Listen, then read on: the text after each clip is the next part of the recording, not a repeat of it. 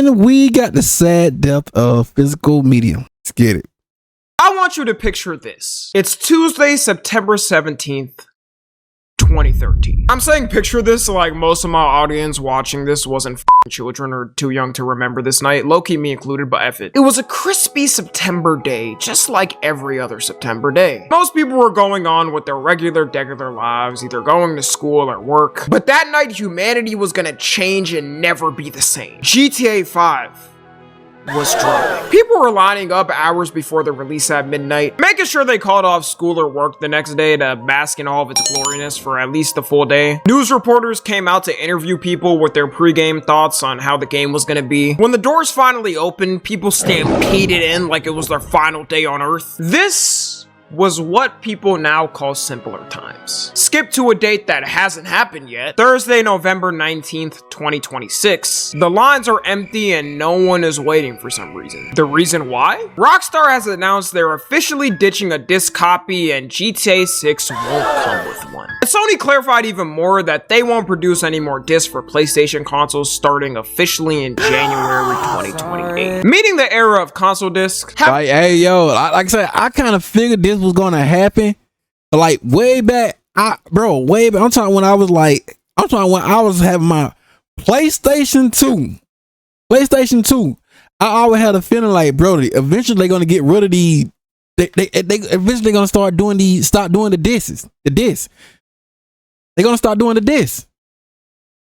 Bro, like I said, I'm not surprised that it, you know what I'm saying? Like I said, so this don't, I already knew what to expect. So now I'm like, man, cause I've been talking about this, man. Like, I knew this was gonna happen sooner or later. So, you know what I'm saying? I'm not surprised at it.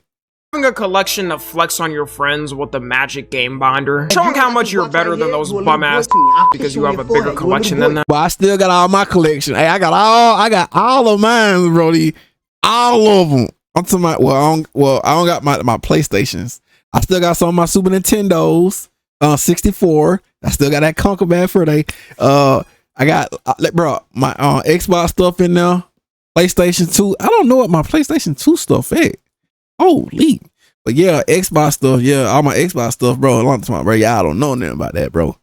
Is officially dead and has basically solidified that this century will be the end of most physical media. And I'd be lying to you if I said it doesn't break my heart. At least to me, this seems like Gen Z's first thing to see phased out and humanity evolve past it. And really, it's every generation. Everyone other than Gen Alpha always grew up with physical media around them. We all remember going to Redbox and renting a movie, then forgetting to return it and hoping their lawyers don't knock on the door. Or seeing ads about GameFly. Oh, bro, I remember this right here. But I never took this series right here. And thinking it was the future. I actually don't know a single soul who used it, but I'm telling you, man, this like, bro, I know, bro, it's crazy. Company went bankrupt the same way as Redbox because no one returned stuff. One of the first things that pops up in people's minds with seeing physical media diminish from society is you will own nothing and be happy. The origin of it is so wild for people that don't know it. It comes from the World Economic Forum, which is basically an international organization. Oh, nothing and be happy while they just take all our money. With the biggest leaders and people who shape the world, where they try to find solutions for the world to quote unquote improve it. I get this is supposed to be a positive organization in theory. All I think of when I see pictures like this though is the Kotsky photo with all of them menacingly looking at the camera. We all should know pain. We all about to know pain, real pain. A presentation in 2016 saying you will own nothing and be happy, where they say products are replaced by services and people will need to rent or share everything they need. The worst quote by far is from the presenter who did it when she said, "Welcome to 2030. I own nothing, have no privacy, and life has never been better." Imagine saying this with a straight face thinking everyone's gonna be like, sounds great. They basically pitched what Plankton did in the SpongeBob movie and hoped for a positive reception. And low-key, as time goes on, they kind of weren't wrong with the timeline. Everything past 2016 has turned more and more into subscriptions. I mean, for God's sake, they're releasing a car where in order to get the full horsepower of it, you gotta pay a subscription. Imagine paying $100,000 for a brand new... Then you gotta pay extra, Brody. That's crazy. The company forces a subscription so you can use the full capabilities of it. Privacy concerns start to become worse as governments create more and more surveillance. The ultimate problem with physical game copies going away is the actual ownership. Because some people will defend Are you sure? Yes. it, saying, who cares anyways, we all buy digital copies now. And I will say that is true. A majority of people aren't driving to the store to buy every brand new game that comes out. I'm telling you, bro. Hey, like I said, I enjoyed it while it was there. I enjoyed it while it still was a thing. I enjoyed it, Brody. But now, you know what I'm saying? You just right here. Oh, wait. Go ahead and let me. It's simple as 1, 2, and 3. But when you buy games at a lot of these companies, you're never actually owning the game. If you buy a game from the PlayStation Store, Microsoft Store, Nintendo Store, and yes, even Steam Store, they're all licensed and not owned, unlike a physical copy. Most of the time, it may not be a problem to have the digital copy, but best believe when there is a problem, there's essentially nothing you can do when you're at the mercy of these companies. Nothing proved this more in 2023 with PlayStation and their Discovery TV controversy. Back in 2023, Sony told its users that because of a licensing disagreement with Discovery TV, that anybody who purchased Discovery TV shows or movies would have the content removed as Sony wouldn't have the license anymore. And there were some pretty big shows on that list, including Mythbusters, Cake Boss, Naked and Afraid, How It's Made. In total, it would have been 1,318 seasons of TV shows completely wiped from anybody who owned them. Imagine being that one dude that bought like 50 seasons of different shows. I would have crashed out and wreaked havoc at Sony. Yeah, I ain't gonna lie, bro. I'd probably be hot mad too, bro. I'm like, man, I'd be hot mad, boy. I missed this about 1 season or 2. When this happened, it confirmed everything true people suspected, that companies at any moment could completely fry a product you quote-unquote own. And there would be a more than likely chance you wouldn't get a refund. Now, luckily, because of all the backlash they got for this, Sony announced they reached an agreement, so everyone kept their stuff, but that's just for now. Funny thing is, doing research for this video, last month Sony told all its UK users that 551 movies and TV shows for a company named Studio Canal are getting removed in September 2026 because they're losing the license. This one didn't make as much noise, so they probably didn't care to fight it and let it die. But I hope y'all know this is just gonna happen more and more. So even if you're not someone that cares about physical media as much anymore, you should understand why it's needed. It's also happened for games, like a game called The Crew, for example. Ubisoft sold the game for full price to people, and after it didn't do as well as they wanted, they decided to delist it in 2023, and in 2024, they shut down all of the servers. Then right after that, they started yanking the license from people with 0 refunds. This is why they don't want shit in person, because if that was me, I'm not going down without a fight. I'm gonna tell a Ubisoft employee to square up and fight for my copy. I'm keeping it, goddammit. Then instead of hitting people with an apology, maybe giving them refunds for something they bought, Them boy probably went silent. Ubisoft doubled down, telling people that you can't complain about what they did because you never owned it. I mean, they're not even Dang.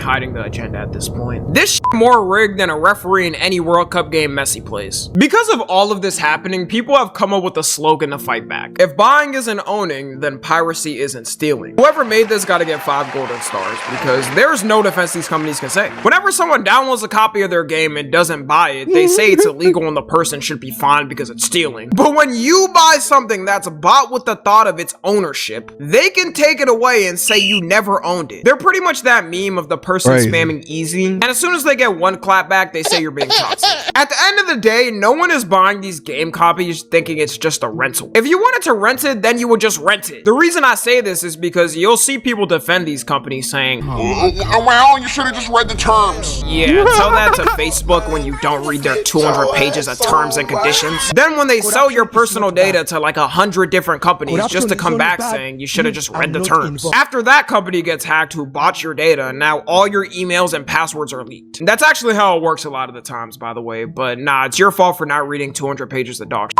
The company who maliciously sold your data for profit is not at fault at all. Worst part is you couldn't even successfully sue these companies because they're technically right. You signed an agreement saying you just licensed the product and don't own it. This wouldn't wouldn't be as much a problem if these companies gave refunds all the time or required it. I think it still would be good to have a physical game in case it gets taken off shelves for archive reasons, which physical copies help with. Like, as an example, Steam is probably the most nice when it comes to this. There was a John Wick game that they decided to remove, but instead they delisted it from Steam, and people who bought the copy still have that copy so they can play the game when they want to. Steam so far hasn't had some incident like Ubisoft or Ubisoft is, oh man, bro, I don't know what, bro.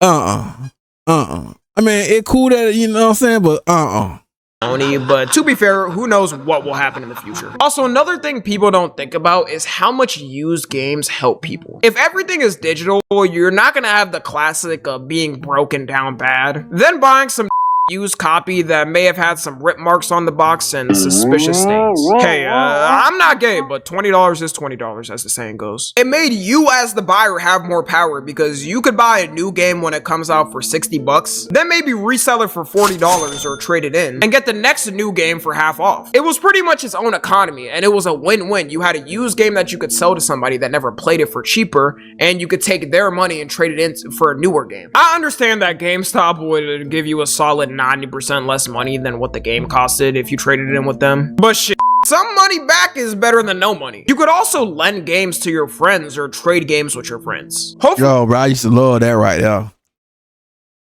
But I'm talking about, you know, I used to love trading them, bro. Like, bro, I still remember when I had trade. Well, it wasn't like a trade, but I let him borrow it. And he let me borrow it, Brody. I want my Pokemon back, Brody. My Pokemon Blue version from Game Boy. Yeah, like, yeah, man, I want to play my Pokemon now. Hey, yo, bro, I was getting a little hot, bro. So he wasn't giving my Pokemon now. But eventually he gave me, you know what I'm saying? Like, Brody, don't play with me, bro. I love my Pokemon now. we have them actually give the game back, or y'all were not on speaking terms until further notice. I still haven't talked to this in 3rd grade that never gave my SpongeBob movie game back to me. Hope he's doing terrible in life. For a lot of poor kids, this will be their Game Pass and main way they got games. The best bet they have now is if the game studio decides to put games on sale, or getting the Xbox Game Pass, which even that won't have everything they want. Companies are known to keep game prices high no matter how old the game is. Removing physical copies is only to benefit the companies themselves. It's not like they even have to make a mass amount than they have them potentially not sell on shelves. They could make them on order and ship them to people, but they're choosing not to because they know what's smarter for money. I'll end it off with, even though things like this happening are sad, I don't think physical media is truly out yet. People will always appreciate physical value of media, and a lot of people are even fighting back by getting more physical things. An example is vinyls, which saw an increase of more people buying them. Even though it's mainly for the aesthetic and not to take out the big ass disc and play music on it, it's better than nothing, alright? At least people are buying physical media. Also, people are still buying things like manga or books because they want a cool looking collection. So humanity hasn't fully given up to digital media yet. And my hope is we could have a good balance of both, because if we had all digital media, I hope y'all know these companies will be the most scummy, greedy pieces of of all time. Follow me. And there you go, ladies and gentlemen, but you already know. League of Productions, like I said, let's go.